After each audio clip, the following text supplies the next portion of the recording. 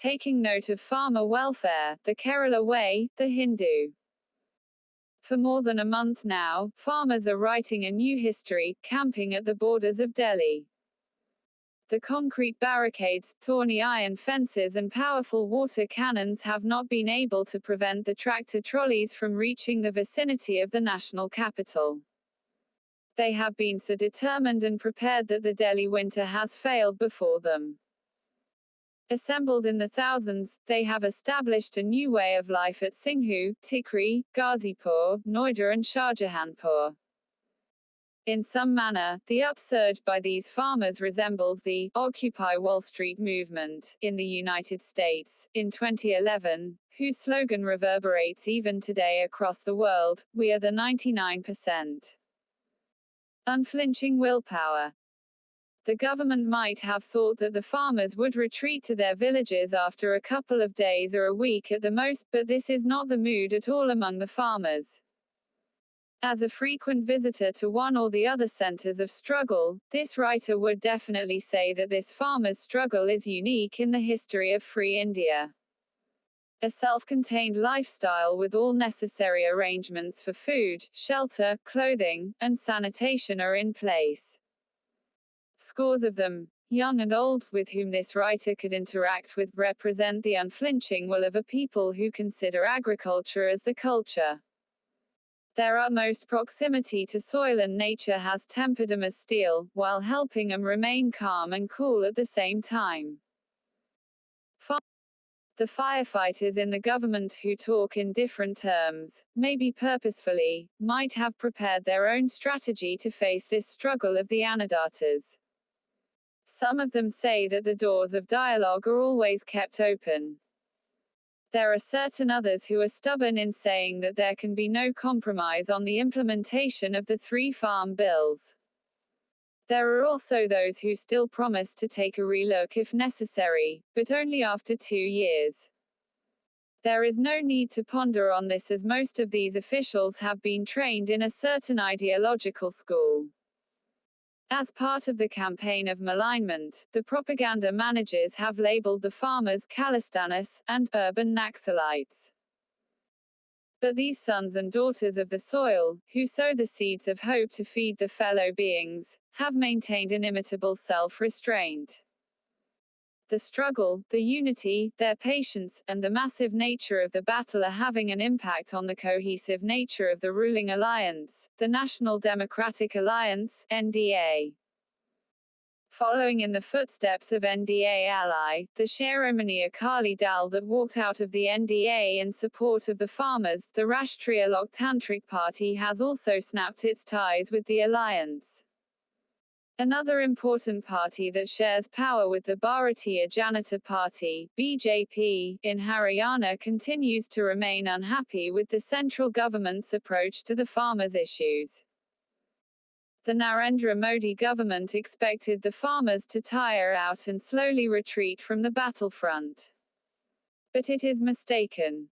The determination by the farmers to go on with the struggle is only strengthening by the day. The Prime Minister himself has come forward to lead a frontal attack on the Annadatas.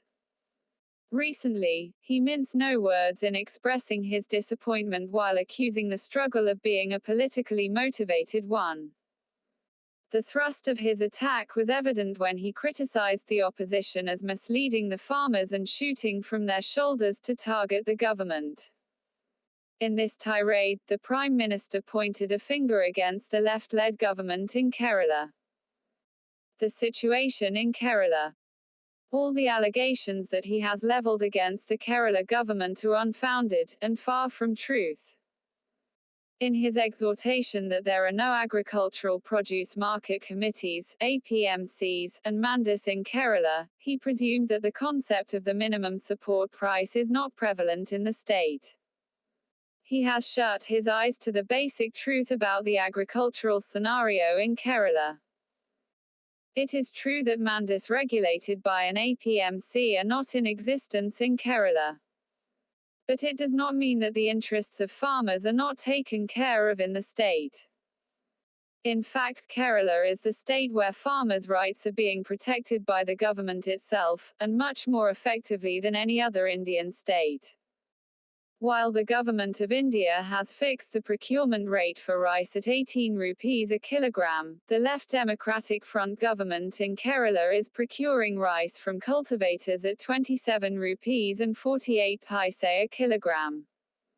In the same manner, copra, dried coconut, is also procured at a much higher rate in Kerala than the price announced by the central government.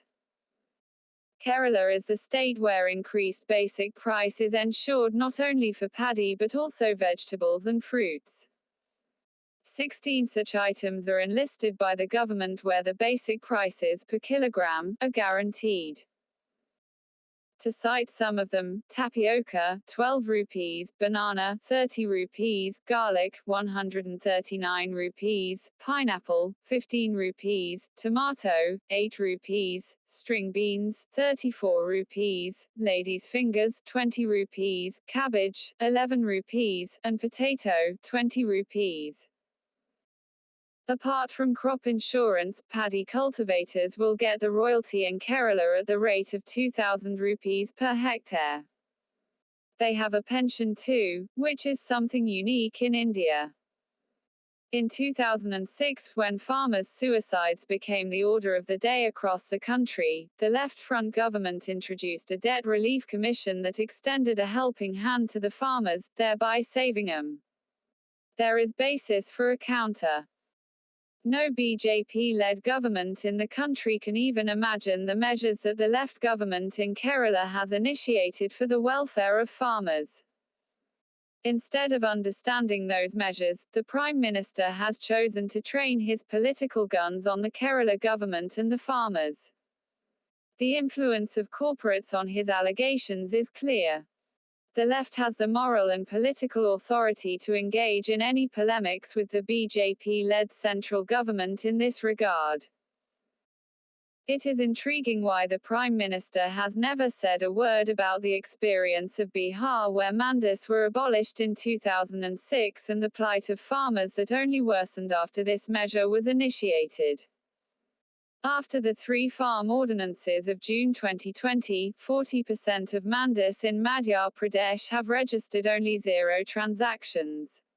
The corporate stamp. This is the reality of the farm bills. Though they claim to enable the protection and the empowerment of farmers, the truth is just the opposite. The purpose of these laws is the enabling of the corporatization of Indian agriculture and the introduction of contract farming.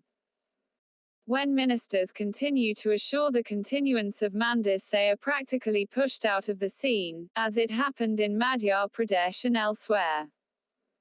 The Annadatas have been able to foresee the evil in the three farm laws that would eventually find them at the mercy of corporate profit mongers. They know that these laws would ruin the backbone of the agricultural economy and badly affect the food security of India. The farmers are in the struggle in order to prevent such a calamity from happening. It is high time that the Prime Minister and his government understand the patriotic and selfless role being played by the food providers of the country and the genuine nature and cause of the struggle. Binoy Viswam is Secretary, CPI National Council, and leader of the party in Parliament. The views expressed are personal.